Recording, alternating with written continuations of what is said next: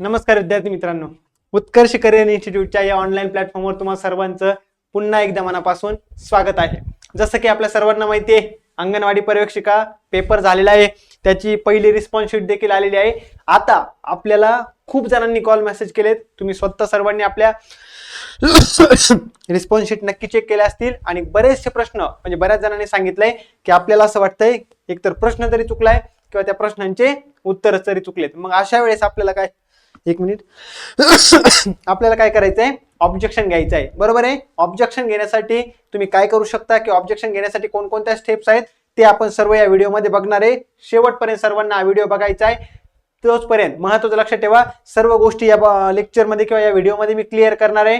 शेवटपर्यंत नक्की व्हिडिओ बघा, व्हिडिओला लाईक करा, त्यानंतर चॅनलला सबस्क्राईब करायचं आहे आणि आपल्या सर्व विद्यार्थी मित्रांपर्यंत व्हिडिओ शेअर सुद्धा करायचा आहे। आलं लक्षामध्ये?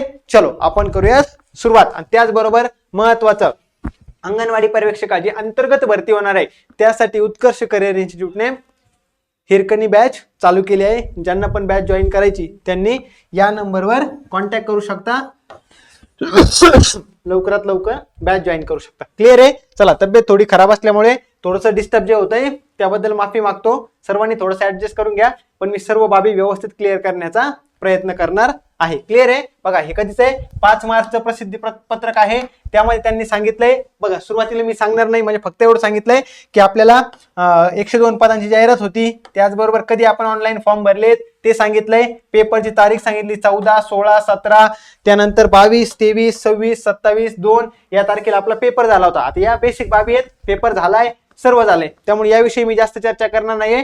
पुढच्या स्लाइडवर आपण बघूयात प्रामुख्याने काय महत्वाचं काय लक्षात ठेवायचंय। बघा, त्यांनी जी आपली उत्तर तालिका आहे किंवा जे पण आपलं रिस्पॉन्स शीट आहे ती पण आलेली आहे। मग तुम्हाला जर असं वाटत असेल की काही प्रश्न हे चुकीचे वाटतायत, त्याचे उत्तर चुकीचे वाटतायत, मग त्यावेळेस आपण काय करू शकतो, ऑब्जेक्शन घेऊ शकतो। कोणत्या कालावधीत? 5 तारखेपासून 12 तारखेपर्यंत, बरोबर आहे। 5 मार्च ते 12 मार्च या वेळेमध्ये आपल्याला काय करायचंय, ऑब्जेक्शन घ्यायचंय। मी कालच जो व्हिडिओ बनवला त्यामध्ये सांगितलं होतं, ज्यांना पण वाटतंय की हा प्रश्न चुकीचा आहे, नाहीये, तर ते काय करा, तुम्ही रिस्पॉन्स शीट पाठवा, ते प्रश्न पाठवा आणि त्याच्याबद्दल जर तुम्हाला जर कुठे सोर्स असेल तर ते सुद्धा पाठवण्याचा प्रयत्न करा, मग त्यावर आपल्याला ऑब्जेक्शन हे घेता येणार आहे। परंतु लक्षात घ्या, तो जे ऑब्जेक्शन घ्यायचंय ते व्यवस्थित असलं पाहिजे, बरं का, की आपल्याला फक्त वाटतंय असं नाहीये। आलं लक्षामध्ये? आपल्याला महत्वाचं काय, त्याचा काहीतरी सोर्स पाहिजे, प्रॉपर सोर्स पाहिजे, त्यावेळेस आपल्याला ऑब्जेक्शन घ्यायचंय। कारण की एका ऑब्जेक्शन साठी जर तुम्ही बघितलं तर 100 रुपये इतका आपल्याला काय लागणार आहे, चार्ज लागणार आहे, बरोबर आहे। चला, तर महत्वाचा पॉईंट काय, 5 तारखेपासून 12 तारखेपर्यंत आपण ऑब्जेक्शन घेऊ शकतो। आपल्याला काय करायचंय, icds.gov.in या वेबसाईटवर जायचंय आणि तिथं काय करायचं, आपल्याला जो आपला आयडी आणि पासवर्ड आहे, आता बरेच जण काय करतात, महत्वाचं, कालपासून बऱ्याच जणांचे कॉल आले, सर की इनव्हॅलिड क्रेडेन्शियल वगैरे दाखवतंय, तुमचं चुकतंय काय? एकतर पहिली महत्वाची गोष्ट, आपल्याला जो मेसेज आला होता ना सुरुवातीला, ज्यावेळेस आपण आपलं म्हणजे फॉर्म भरला होता, त्यामध्ये एक आयडी आणि पासवर्ड आला होता, तो आयडी आणि पासवर्ड तुम्हाला टाकायचा आहे, किंवा तुम्ही जर पासवर्ड चेंज केला असेल तर तो टाकायचा आहे। बरेच जण काय करतायत, जो एक्झामच्या वेळेस आपला पासवर्ड होता ना, जी बर्थ डेट होती, तो टाकण्याचा प्रयत्न करतायत, तसं करू नका। जो आपला मेसेज आला होता सुरुवातीला, तो आयडी आणि पासवर्ड आपल्याला काय करायचं, त्या ठिकाणी टाकायचा आणि लॉग इन करायचं आहे, बरोबर आहे।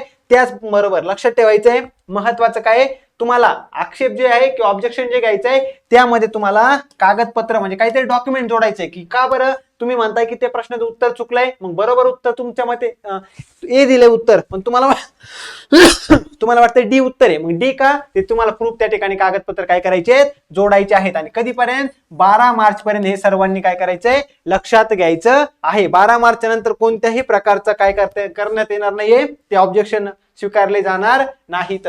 क्लिअर आहे सर्वांना? आणि महत्वाचं परत एकदा सांगतो, फक्त आणि फक्त ऑनलाईन पद्धतीनेच या वेबसाईटवर जायचंय, लॉग इन करायचंय, मग आपलं ऑब्जेक्शन नोंदवायचंय। तुम्ही मेल करणार, मेसेज करणार, कॉल करणार, अशा कोणत्याही प्रकारच्या ऑब्जेक्शनला त्या ठिकाणी एंटरटेन केला जाणार नाही, त्याला काहीच व्हॅल्यू नाही, हे महत्वाचं सर्वांनी लक्षात ठेवायचंय, बरोबर आहे।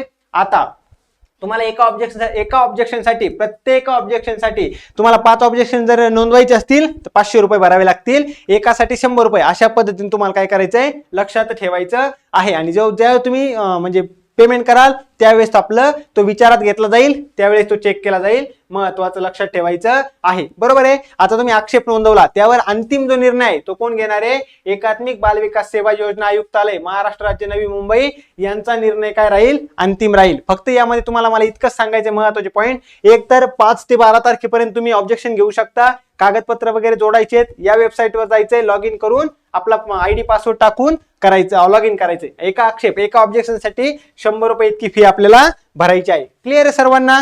चलो पुढे जाऊयात आपण. महत्वाचं इतकंच आहे, हे सर्वांनी लक्षात ठेवायचं. बघा आता तुम्हाला लॉग इन करताना जर काही अडचणी आल्या तर तुम्ही काय करू शकता, हा जो नंबर दिलाय त्यांचा नंबर दिलाय, यावर तुम्ही कॉल करू शकता. हे पण लक्षात ठेवायचं. सोमवार ते शनिवार सकाळी 9 ते संध्याकाळी 6 या वेळेमध्ये ऑब्जेक्शन, म्हणजे काही पण प्रॉब्लेम असेल तुम्हाला, म्हणजे लॉग इन होत नसेल किंवा तुम्ही जे ऑब्जेक्शन देताय ते डॉक्युमेंट सबमिट होत नसतील, असा काहीतरी प्रॉब्लेम येत असेल तर तुम्ही या नंबरवर काय करू शकता, कॉन्टॅक्ट करू शकता.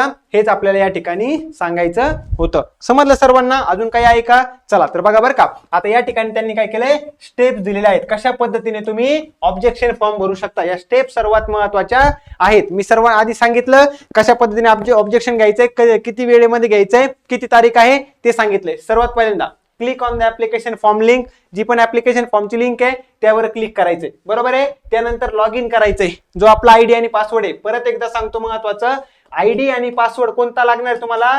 आयडी आणि पासवर्ड कोणता आहे? ज्यावेळेस रजिस्ट्रेशन करताना आलं होतं बघा ICDS आणि त्यामध्ये काहीतरी आणि एक पासवर्ड आला होता, काही त्यामध्ये स्मॉल लेटर होते, काही अक्षर होते, काही कॅपिटल लेटर अशा पद्धतीने, काही सिम्बॉल पण होते. बरोबर आहे. तो आपला पासवर्ड आहे. ज्यांनी चेंज केला असेल नंतर काही कारणास्तव त्यांनी चेंज केलेला पासवर्ड टाकायचा आहे. त्यांना आठवत नसेल त्यांनी फॉरगेट पासवर्ड करून चेक करू शकता. कुणी बर्थडेट पासवर्ड टाकू नका, कारण की म्हणजे जे तुम्हाला पेपरच्या वेळेस आलं होतं तो आपला पासवर्ड नाहीये. आलं लक्षामध्ये? त्यानंतर पुढे गेला, आपण लॉग इन केलं, ऍप्लिकेशन फॉर्मची लिंक ओपन केली, आयडी पासवर्ड टाकला, पुढे आलं अप्लाय पोस्ट नावाचं एक तुम्हाला टॅब दिसेल त्यावर क्लिक करायचंय. पुढे आलं त्यानंतर म्हणजे आपल्या डोळ्यासारखं एक बघा असतं, या अशा पद्धतीने तुम्हाला येतं त्या ठिकाणी. हे बघितलं असेल तुम्ही सर्वांनी, हे जे सिम्बॉल आहे ना बघा, जरासा मोठं काढण्याचा प्रयत्न करतो, अशा प्रकारचं एक सिम्बॉल दिसेल तुम्हाला. बरोबर आहे. आलं लक्षामध्ये? आय बटन असेल किंवा त्या ठिकाणी आय बटन असेल, यावर तुम्हाला क्लिक करायचंय. म्हणजे हे आपण ऍडमिट कार्ड डाउनलोड करताना अशा प्रकारचं चिन्ह होतं. बरोबर आहे. आता या ठिकाणी आय बटन असेल, पुढे जर बघितलं ऍक्शन नावाचा टॅब आहे, या टॅबवर क्लिक करायचंय. पुढे गेलं तर तुम्हाला ऑब्जेक्शन फॉर्म नावाचा टॅब दिसेल. बघा बरं का, या सर्व स्टेप सर्वांनी लक्षात ठेवा. जसं जसं पुढे जाईल तुम्ही लॉग इन केल्यानंतर एकदा तुम्हाला समजेलच. लॉग इन केलं, अप्लाय पोस्टवर क्लिक करायचंय, आय बटन, त्यामध्ये ऍक्शन नावाचं दिसेल तुम्हाला बटन.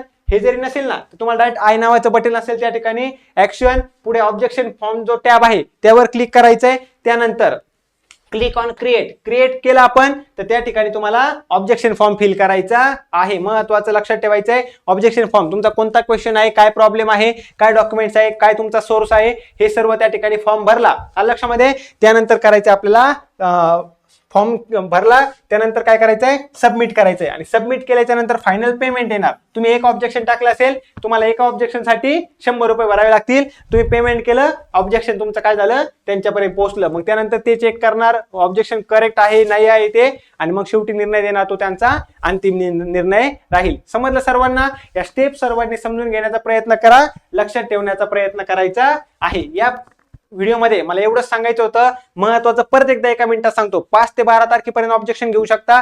ICDS.gov.in या साईटवर जायचंय. आपलं रजिस्ट्रेशन करताना जे पण आयडी पासवर्ड टाकलंय, लॉग इन करायचंय आणि त्या खाली या वेगवेगळ्या ठिकाणी क्लिक करून तुम्ही तुमचा फॉर्म, ऑब्जेक्शन फॉर्म भरू शकता. एका ऑब्जेक्शन साठी 100 रुपये द्यायचे. आलं लक्षामध्ये सर्वांना? काही पण अडचण आली तर आपला हा ऑफिसचा नंबर आहे 9689665611, यावर तुम्ही कॉल करू शकतात. बरोबर आहे. जे अंतर्गत भरतीची तयारी करतायत, स्पेशल मेंटरशिप बॅच जॉईन करायची असेल जॉईन करू शकता. हिरकणी बॅच जॉईन करायची असेल जॉईन करू शकता. सर्वांना माहिती आहे अंगणवाडी पर्यवेक्षकामध्ये उत्कर्ष करिअर इन्स्टिट्यूटने कशा पद्धतीने लेक्चर घेतलेत, कशा पद्धतीने आपण शिकवलंय, युट्यूबवर तुम्ही 100% बघू शकता. बरोबर. त्याचबरोबर व्हिडिओ आवडला असेल तर लाईक करा, आपल्या सर्व विद्यार्थी मित्रांपर्यंत शेअर करा आणि सर्वांनी चॅनलला सबस्क्राईब देखील करायचं आहे. असेच महत्त्वाचे व्हिडिओ तुमचा रिझल्ट पर्यंत आणि त्यापुढे सुद्धा आपण घेऊन येत राहणार आहोत. त्यामुळे व्हिडिओला लाईक करा, शेअर करा आणि चॅनलला सर्वांनी सबस्क्राईब करा. थांबूया त्या ठिकाणी, लवकरच महत्त्वाच्या व्हिडिओमध्ये भेटूयात. थँक्यू.